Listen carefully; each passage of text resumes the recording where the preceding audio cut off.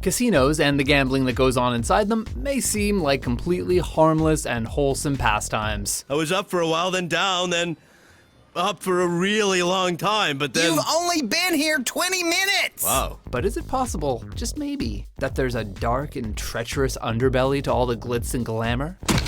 Welcome to WatchMojo's Top 5 Facts. In this installment, we're counting down the most interesting and kind of ridiculous facts about casinos and gambling. Okay, I'll lend you some money. Number 5. Gambling might threaten national security.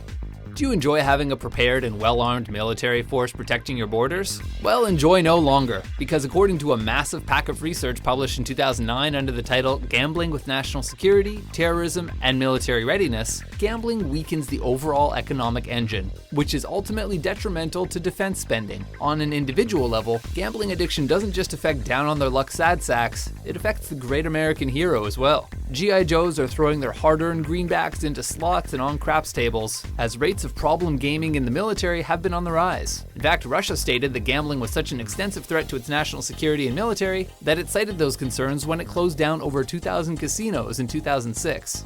Number 4. Flashy lights and music turn rats into gamblers. Have you ever walked into a casino and instantly had a seizure? Well, that's no accident. Research from the University of British Columbia has proven that flashing lights and music cues encourage gamblers to take bigger risks, at least for gambling rats. Scientists have manipulated rats into behaving like addictive gamblers by creating a tiny rat casino and flashing lights into their cute little eyes and pumping music into their tiny little rat ears. These cues cause the rats to take bigger risks than they otherwise would have while gambling for sugary treats. The rats are reportedly unconcerned by the visual and auditory assault as long as they're supplied with a constant stream of fresh cocktails and regular ATM withdrawals. By the end of the night, they were taking out ludicrous loans just to keep their addiction hidden from their families.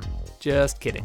But seriously, the researchers were also able to reverse the behavior chemically by blocking one particular dopamine receptor linked to addiction, offering hope for actual human addicts in the future. Suddenly, there was a terrible roar all around us, and the sky was full of what looked like huge bats, all swooping and screeching and diving around the car. Number 3. Citizens of Monaco are forbidden to gamble in their casinos. Then I wish you bon chance. Shoot, I can't. I don't have any chips. Thanks, Radar. You heard right, Monegasques are not allowed to gamble in their own casinos, and it isn't because they're such good card counters. Charles III implemented this restriction to keep the citizens of Monaco from losing all their money. The monarch is credited with building casinos to bring in foreign money in the late 19th century, at a time when Monaco was quite poor. Allowing citizens to drop their coin there, Charles reasoned, would have been counterproductive. Instead, citizens are allowed to work there as long as they don't spend a single cent of their own money on a game of chance. I imagine that they instead have to resort to other forms of gambling, like betting on when the sun will go down or how many pool balls one can fit in one's mouth. And I was trying to beat my record for cramming pool balls in my mouth when some a-hole slaps me on the back. No, you swallowed a pool ball? I wish just one. Or maybe they just play poker online. Yep, they are allowed to gamble online and send their money outside the country. Womp womp. Number 2. FedEx was saved by Blackjack. FedEx CEO Fred Smith, yes, that's his actual name, saved his company by bringing their last $5,000 to Vegas and betting it on Blackjack.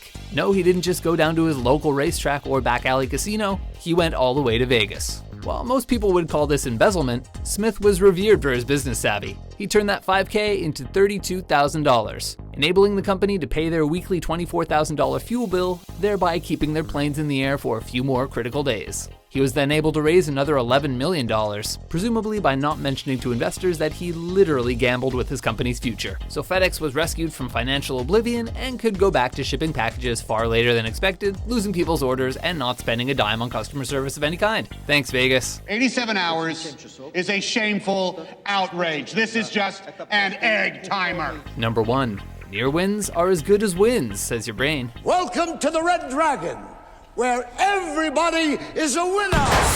No, this isn't just a whole lot of new agey everybody wins crap. This is science. A whole pack of research says that almost winning at games of chance produces a response in the brain, especially brains of gambling addicts, that is almost as good as actually winning a jackpot.